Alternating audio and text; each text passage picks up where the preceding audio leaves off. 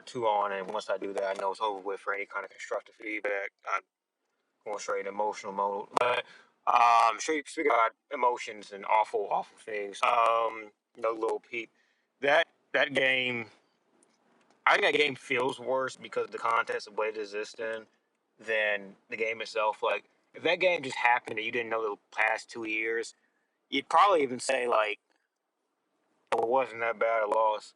But when you look at what played out, it's hard to not look at it in the trend that it exists in. So there's a few, I think, factors that would make this a better team going forward. Keep in mind, I know Oklahoma is maybe the best defense they'll play this season. I do think Georgia can mimic a lot of what Jackson Arnold faced in this game.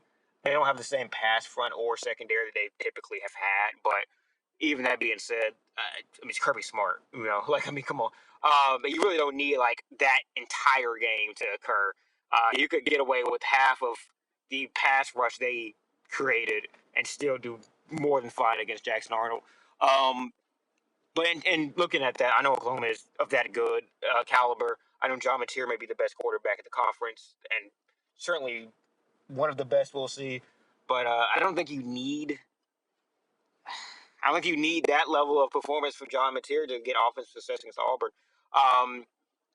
Where I think contributions can be made that will improve the season going forward. I'm going to go 3 or 4. Biggest one, obviously, Jackson Horn has to pull the trigger. I don't think it's going to happen. I just want to be honest. I don't think it's going to happen. This has been a problem for multiple years at this point. Literally, Hugh Freeze named that as something he needs to get better at, literally out the gates, like in preseason camp. So when you have that happening and it doesn't improve still, then that usually goes to show you that it's a trait that they have not coached out of him. And they're not going to do that in the next 8 games. So I don't think that'll happen, but this receiver core is clearly good enough to where you just have to give him a chance sometimes, and he's just failed to do that in this game. I would probably contend in the South Alabama game. And then, the Baylor game was just kind of a wash, right? But that is what it is, I guess, at the end of the day.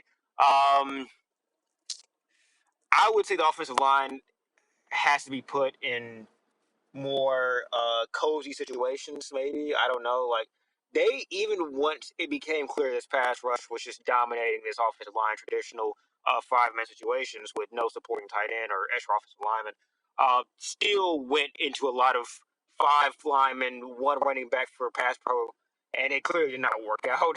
10 sacks, which I believe is definitely the most in my lifetime watching Auburn. Jarrett Stidham had, I think, 7 or 8 against Clemson. That's the closest I could think of. But our Mason Thomas played one half. He had like 2 sacks in this game. Xavier Chaplin has lost so much money if this game is any kind of routine going forward. I mean, he got fucking dominated. Looks pathetic trying to kind of keep his composure in the back half of that game. And I mean, I'm not like a hard on players type of guy, but like it is what it was. Interior, exterior, however you want to look at it, it got fucked from every single direction.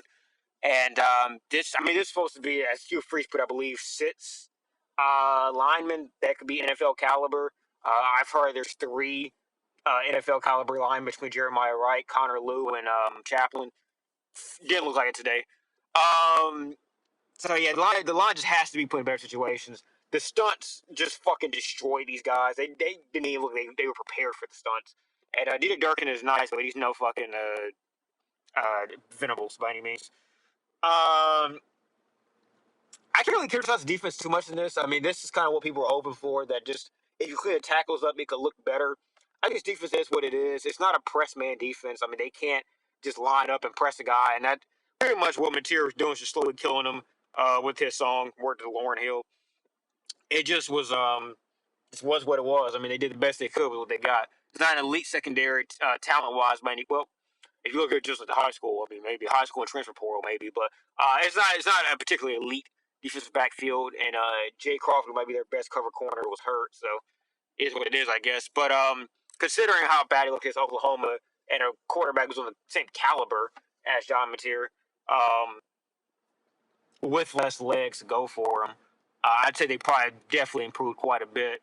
Tackling has looked night and day better than how it has the past 3 games, but I personally, well, at least the past 2 that were against FBS opponents, I would say that I don't think that I'm going to say the tackling has been like overall improved, like as in like it's going to stay that level going forward. I need to see it for a few more games, but it looked better. The pass rush was there. I mean, it didn't bring Mateer down every other play, but considering like what his wheels are, I thought the pass rush was there. The run front, obviously, I mean, they had like fucking 40 yards if that running the ball. As shitty as our running day was, they were even worse. And that's with Mateer, who may be as good a runner as Arnold, if not like with his passing threat maybe a little bit more dynamic. Considering that, I don't think he's like more of an athlete, but he definitely seems to be more decisive. Arnold, well, we'll go to that for the next point. Arnold has to be more decisive. You probably lump this in with the whole like just letting it go, throwing the ball, but it's almost an entirely different thing. Arnold does not know what he's going to do until like he really sees it open, and that's running the ball, that's throwing the ball. I know they play a spy, and I know that the stunts kind of had it to where like this guy that was in his face very very often. But even that being said, like if you are the athlete that he is supposing to be, I think the Baylor game was a guy that had a lot of straight lanes against a very soft run front or soft just front in general, just soft front. That's obviously a lot of different challenge than the bear that he just fucking had to battle today. But if you are supposed to be that level of athlete, like, you could throw a spy on Nick Marshall, right? Nick Marshall was of the elusiveness. I know it's bad, good, like Arnold is not going to be as good a quarterback on the college level as Nick Marshall. I can tell you that right now. It's not going to happen. But Nick Marshall was elusive. He was decisive. His vision was almost running back like. And all that compiled into a guy who was a runner that you could put a spy on and still give up many, many yards in the running game, too. But also, Nick knew when to run. I rarely ever saw a situation where I was like, Nick doesn't know when to run. Like, he just is an open field. He gets an option to throw, he has an option to run, and he just picks wrong. Arnold has, I would say, probably not picked right many times if you take away the Baylor game. I just don't think that's I mean, I guess against he really didn't run that much against like Ball State, and the game plan was to do that, or to not do that, I guess rather. This was just it wasn't there. Like the spy, whatever spy he was seeing, because obviously with the ESPN field, you really can't see everything he's seeing. But I mean, there's multiple times where like if it wasn't like one read go, he just didn't know when to run it, and